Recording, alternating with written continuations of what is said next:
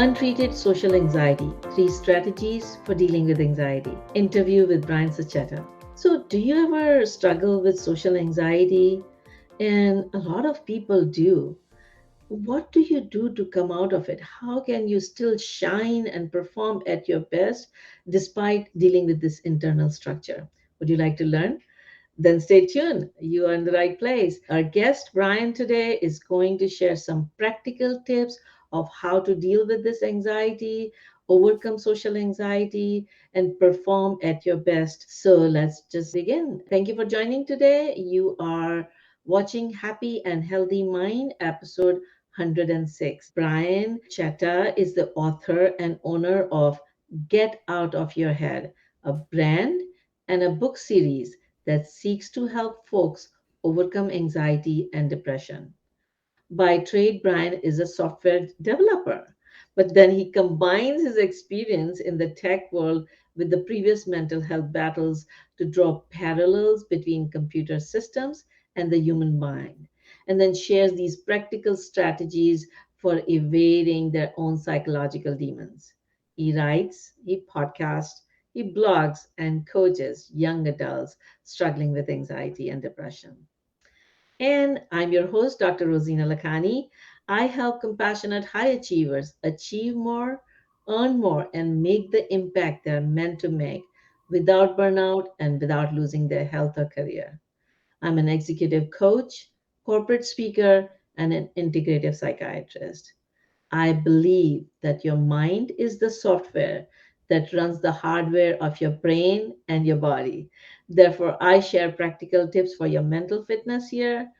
If you need specific medical advice, please consult your healthcare professional. But if you find this information helpful, then join our mission of eradicating preventable suffering by liking, subscribing, and sharing so more people can live and perform at their best and live their life with hope, health, and happiness. And so let's learn from our guests. Thank you, Brian, for joining us today.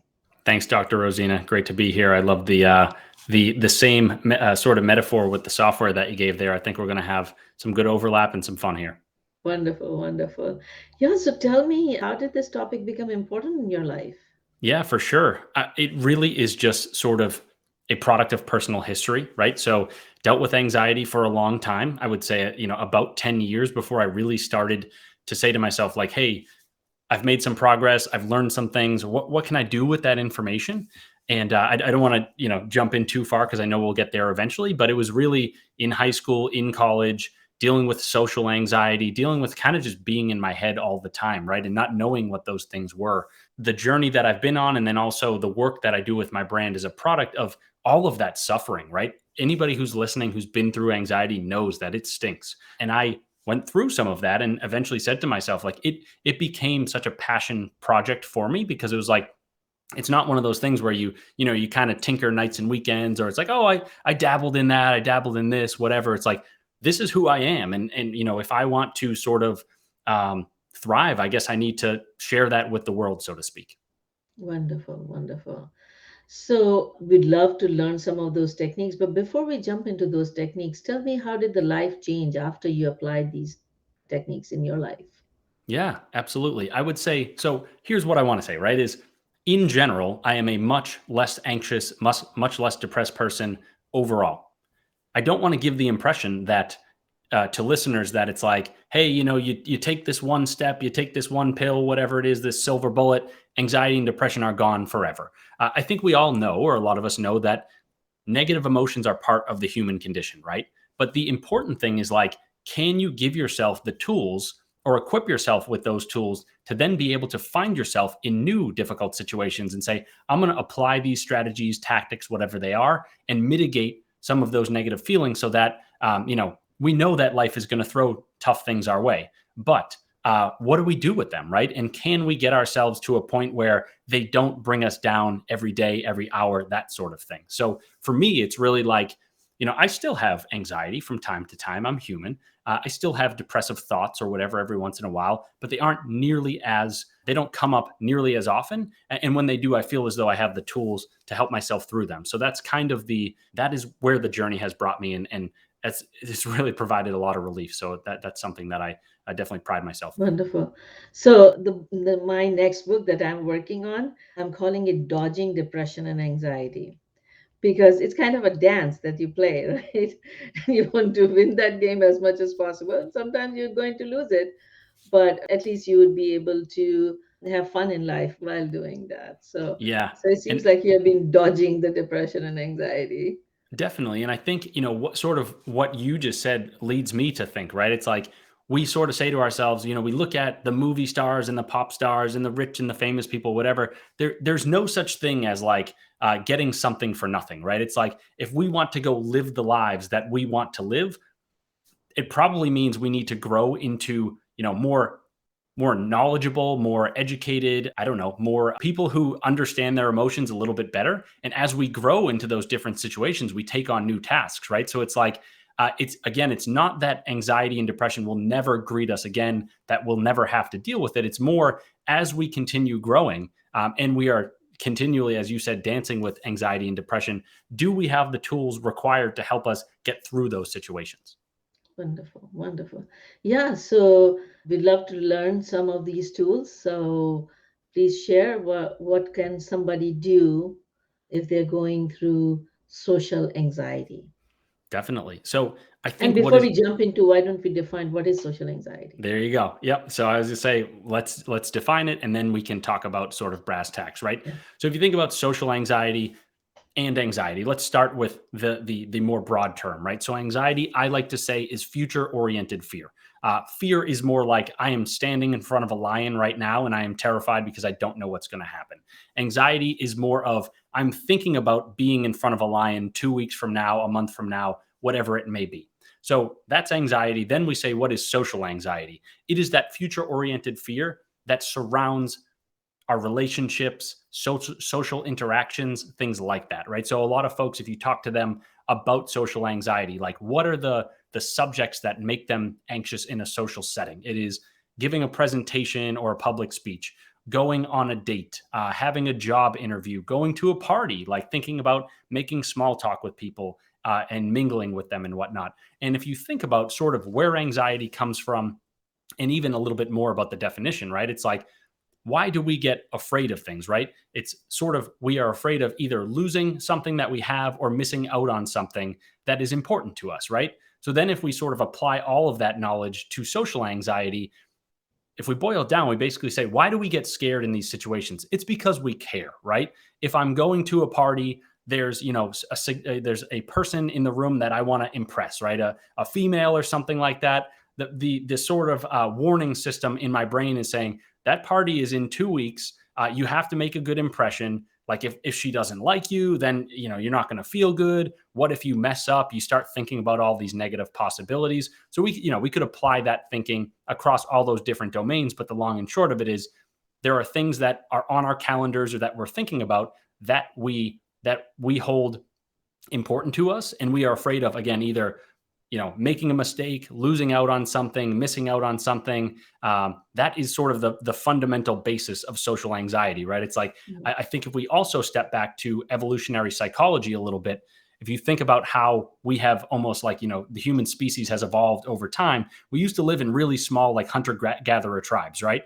And it's almost woven into our DNA and into our nervous systems that, we don't want to be rejected. We don't want our social situations, like we don't want a conversation to go poorly or something like that. One of the reasons for that is back, hundreds of thousands of years ago or 25,000 years ago, whatever, if we were living in a small tribe and for one reason or another, like a friend or a potential mate rejected us, that could potentially ostracize us from the entire tribe. And then all of a sudden we're forced to live out in the wild on our own, in these really dangerous conditions. So on some level, our brains are saying to ourselves like, hey, this is reminding me of what happened to our ancestors a long time ago. And there is risk here, right? I think the difference now is that if you think about a high school party, a college party, a public speech, whatever. Yes, if we mess up in those situations, it could be scary. People could laugh at us, something like that.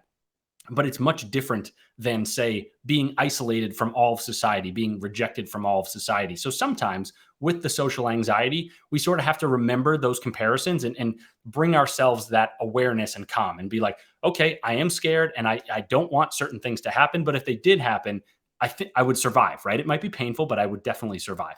Yeah. So I think that's enough preamble. Do you want to Yes. jump into Yeah. some of the strategies? Yeah, and I just finishing up the preambles, like clinically, when we diagnose somebody with social anxiety, it's kind of the most severe form to the point where the person starts avoiding going to the social situation. So people with social phobia, they have such severe fear of either people laughing at them or them doing something that would make them feel embarrassed, that they start avoiding places that they would like to go, but the anxiety is so much that they are not able to.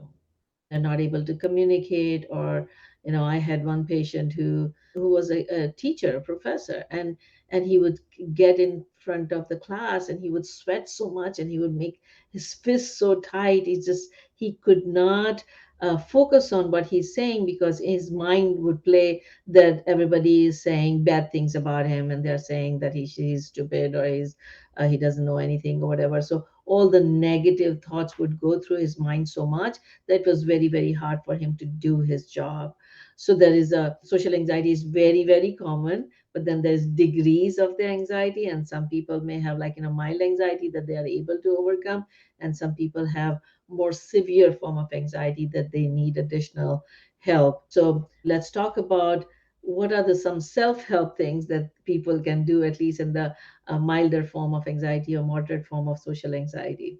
Definitely. And that is great context. I love that you added that because like all of these diseases, right, come in so many different shapes and sizes. And it's important to try to speak at least a little bit to each of them. So that way folks that are listening in can glean some important information. So I do want to talk about the strategies. One that I want to jump into first, right? So, little context for folks that are listening. There will be, I believe, there'll be a nice little giveaway present sort of thing. Should I hold off, or do I Go reveal the ahead. surprise? Well, you have already Okay. revealed half of it. So, or So maybe we anyway, can ask people to stay till the end, and then we can tell them where to get it.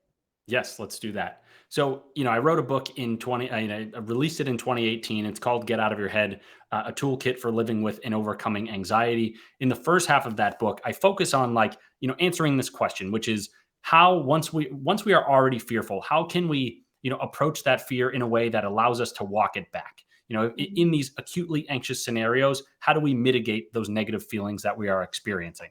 So, in that first half of the book, I present a framework called the 10 steps to getting out of your head.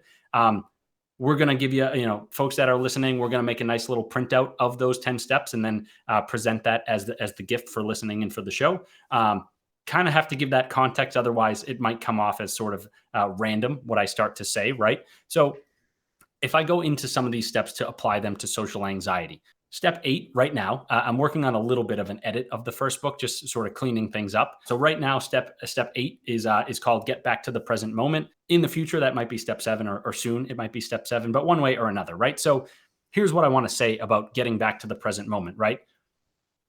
If we say that anxiety and also social anxiety is basically future oriented fear, then, and I know this is going to sound a little too obvious or woo woo, but if we are able to return to the moment in front of us, if we are able to stop thinking about, what looms on our calendars or whatever, then it is possible, if not probable, that we can mitigate some of our anxiety. And here's why this is actually it sounds kind of glaringly obvious, but here's why I think this is important.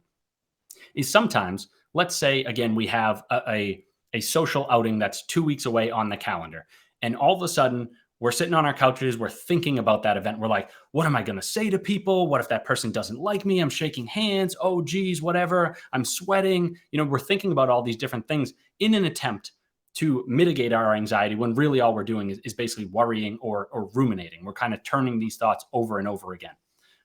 In going to that place in our minds, right? In jumping 2 weeks from now in our minds, we are basically experiencing the anxiety that we think we're going to experience at that party.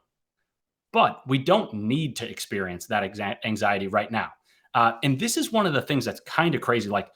from my own experience, right? What I have tried to teach myself to do is to forget about those experiences and then just let them come when they come. I know that's scary. I know that that's not going to be approachable for everybody that's listening. But as you get a little bit better with some of these sort of things, right? Taking baby steps and saying, okay, maybe I'm going to apply this strategy to just a coffee date or like, a conversation with a friend, something that's more approachable, right?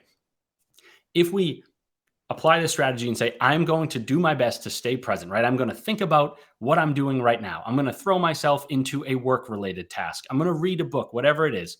The more that we can stay present before that moment arrives, whether it's, that, let's say that social outing, the more we're going to keep ourselves in a calm state, which is going to then, once we get to that party, it's going to be harder for our bodies to sort of rev up out of control and bring us that anxiousness. Now, the tricky thing about this, right, is like the reason why we don't want to do that, the reason why we want to continue to ruminate is because our brains love certainty, right? They want to know how this event is going to go. So it's almost as if we don't have trust. We don't trust our bodies. We don't trust the scenario. So we say to ourselves, no, I'm going back there in my mind because I need to know that I'm not going to be anxious.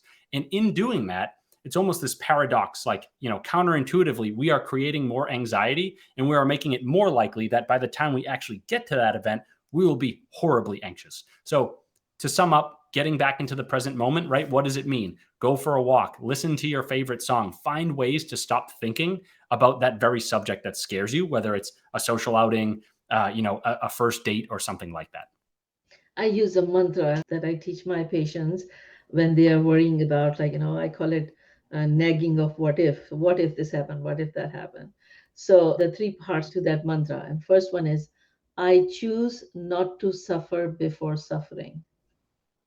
Love it. because because like you were describing, you're just kind of suffering and thinking about it constantly before something happen. It may or may not happen, or it may Exactly, happen right? long time in future. So the second part of the phrase is, so first part is, I choose not to suffer before suffering. I will deal with the problem if it happens, when it happens. Love that too. The third is, and I'm going to focus and take steps to get the results I want rather than the results I don't want. It's so good. It's basically everything that I talk about. So yeah, I love it. Thank you. So yeah, it's like, there's parallel and clinically that this really helps. So thank you for sharing. What are Awesome. your other tips? Yeah. So you gave me a platform here. So I'm going to jump right into it. So step Sure. 5 is none other than recite a powerful mantra. So Dr. Rozina already graciously did that for us. I want to talk a little bit about sort of not really the science, but just the philosophy of this, right? So we talk about getting out of your head, right? My brand and the sort of the titles of my books and stuff. All of the steps that I present to people are basically different ways for us to get out of our heads. And it's like, what does it mean to get out of your head? It's basically to put down worry, to stop the suffering that you mentioned, Dr. Rozina. So it's like when it comes to reciting a powerful mantra, it's just another way for us to get ourselves out of our minds, sort of like people will talk about the monkey mind, right? It's like our evolutionary brain that just loves to think about problems. And it's almost like we are infants, right? In a way where our monkey minds are crying, crying, crying. And if if you've ever raised a child or been around a child, you give it a toy and all of a sudden it's like, oh, look at this toy. What was it? And it totally forgets about what it was thinking about a second ago. So reciting a powerful mantra is a way to ground ourselves. It's a way to get out of our minds and back into our body. So as we say whatever that mantra is, whether it's the one that you mentioned, Dr. Rozina, or something like, one that I say is like, if you get in your head, you're dead. And I will say I stole that from Tony Robbins, or I borrowed it from him. So that is not my own, but I've adopted that one. It just allows us to distract ourselves, right? It gives us something to detach from the worries in our minds. And it's really important because, again, the more that we stay in our minds, the more that we think about that event that's on the horizon, we suffer, and I think, Dr. Rozina, you said we suffer almost, what was it? It was like unnecessarily, right? Right. Because what you just said, that let's say if it is something is happening 2 weeks later, okay, so you're constantly thinking about it and you're suffering for those 2 weeks. And if everything goes well, then you have suffered for no reason, right? And things do go bad, then you would suffer twice. because you've already suffered in your mind for those 2 weeks, and then you will suffer again. Do you really want to suffer twice? Right. And one thing that I find interesting, I'm not trying to, downplay what it means for something to go bad. Like things can go really poorly and that can Yeah, be very, very bad. But I have found in my own life, right? If it's like, if I'm worrying about going out on a first date and then I go and I make a fool out of myself, yeah, like I will have worried about that for the previous week.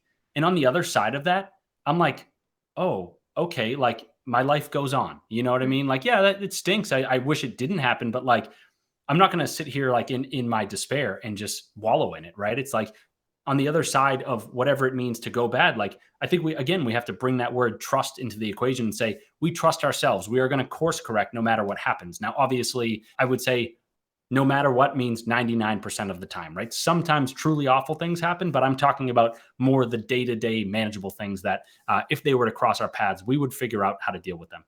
Yeah, and because like you said, like, many times you make it much bigger than what it is. And so sometimes when I'm doing this technique, I ask, like, what is the chance of the bad thing happening? How many times the bad things have happened in past? And they say maybe it has happened one time, and then 99 times it never happened. So there's 1% chance that things may go bad. There's 99% chance that things may go good, but still your mind is spending 99% time on the thing that may only happen 1%. So yeah, sometimes we make it much bigger, or we think about that the chances of things going bad is going to be much higher than it actually is. Yep, you're hitting So all the notes right now. I feel like we are riffing on like we have all the same, very similar ideas. So it's great. wonderful. So what's your third tip? So I'm going to do the same thing, right? You talked about mantras in the last one. I went into mantras. I'm going to talk about sort of the inflating of importance, right? So let's hit two real quick. So I've got this step. It's step one, which is just to breathe. Another one of those that sounds kind of hilariously obvious or unhelpfully obvious. But the thought, right, is like when our nervous systems, when our autonomic nervous systems, which is our fight or flight systems, when those are revved up, it's really hard for us to think clearly. In order to get that system to power down, we need to breathe deeply, and specifically, we need to get a deep exhale. When we do that, we activate the parasympathetic nervous system, which is sort of the calming part of our autonomic nervous system.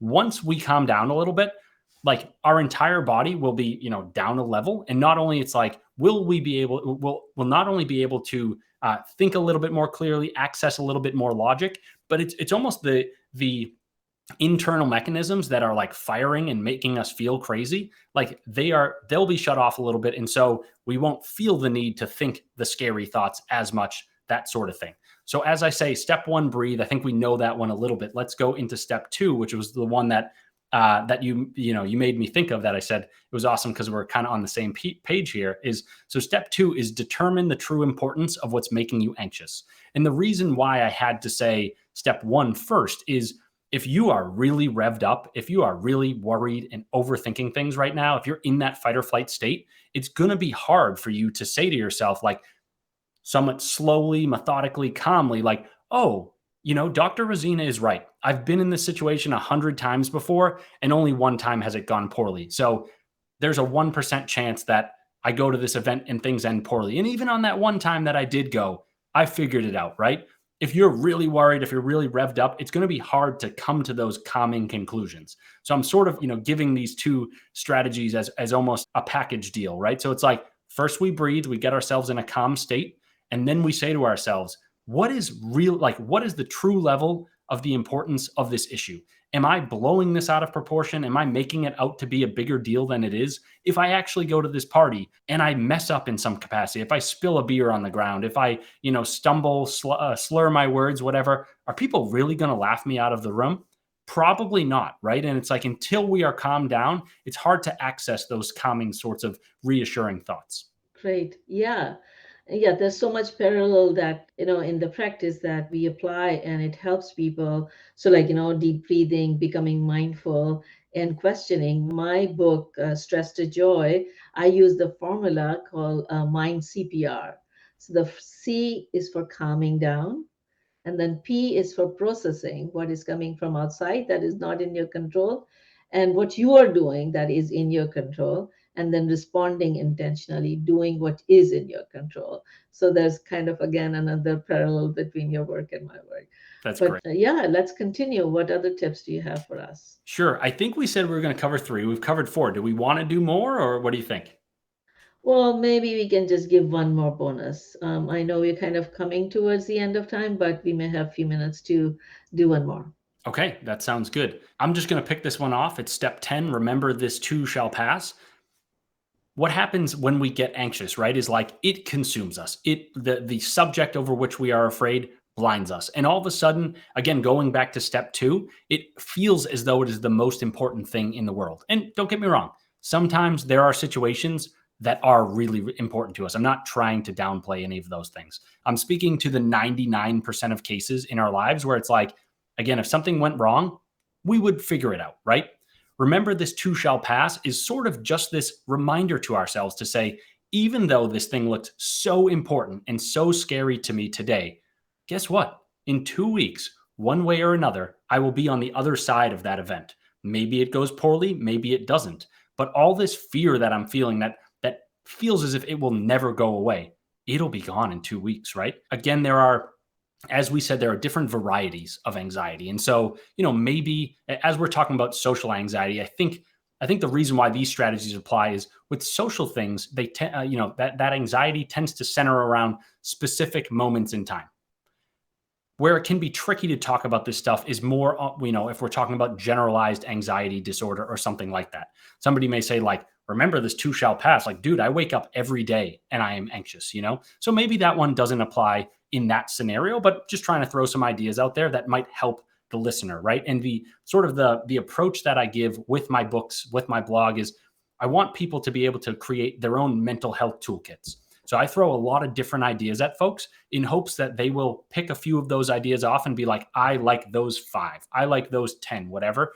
Put them in, a specific place in their mind, or write them down on paper, and maybe even have different strategies for different situations. And then when they get in those situations, they say, I'm pulling out the 3 ones that resonated most with me in the realm of social anxiety. So I guess sort of just to tie things all back up, right? Step number 10, remember, this too shall pass. Again, it's like sometimes the anxiety that we feel, it's overwhelming. It pushes us down. It feels like we are stuck here forever. But I can assure you that, like, and I'm just one person, but I can assure you that I've been through a lot of those scenarios where it's felt like, man, I am trapped in this forever. And those things pass as well, right? And then the sort of funny thing is, either after that event, we'll find something else to worry about, or like maybe something good happens. And then all of a sudden we shift our perspective entirely. So I like that one too. Wonderful, wonderful. And let me reinforce that. I have been a psychiatrist for now 24 plus years. And one of the major problems, let's say when people are having panic attacks, the biggest problem with the panic attack is not the panic attack itself, but it's the fear of panic attack. And once people learn this phrase that it is going to pass, then they are able to handle it much better. So once that they are able to pass that fear, then it loses the hold on them. And so, whether it's social anxiety or general anxiety or panic attack by itself, any situation, you get this panicky, and the bigger problem is that fear that may happen. And as soon as you are able to come to this conclusion, okay, this is another panic attack, this is another difficult situation, this is going to pass, then you're able to calm down. One additional tip that I would say is, in addition to breathe, sometimes just sitting down and drinking a glass of water plays magic in terms of calming your parasympathetic system down so you can think through and take the steps that are in your control. I love it. Yeah. It's almost like sitting on the chair, like, grounds you. Yes, yes. And the coolness of the water Definitely. as it goes, because when you are like really anxious, you're kind of getting really hot and you're breathing fast, and things are kind of getting out of control. So just kind of sitting down and drinking the glass of water, breathing calms you down, then your brain is able to think better. Well, I didn't realize we were having so much fun. We are out of time for today, so let's share with people, where can they reach you if they need more information about you. Yeah, best place to find like my materials, and there's a way to reach out to me through my website, is the website. So it's getoutofyourhead.com, getoutofyourhead.com. I will say that I haven't spelled that one out on a podcast before, so I had to test my own ability to spell things, which is a new challenge for me. Wonderful. Well, you'll grow out of it too. That is true. Also, if you want to find me on Instagram, my handle is Get Out of Your Head. It's the same spelling. There's no dashes, no spaces. Love to connect with folks. Please shoot me a DM if you have something that you'd like to say. Wonderful. And thank you for sharing the gift that you were talking about, 10 steps to getting out of your head. And folks, if you guys want access to this gift, you can head on to our website, happyandhealthymind.com. Again, it's happyandhealthymind.com. And if you are in US and you would like us to send you a text with the link for the resource and reminders for future program, you can text the word joyful, JOYFUL, to the number 38470. And we'd be happy to send you those links. Let me leave you guys with one question. Today is the first day of the rest of your life.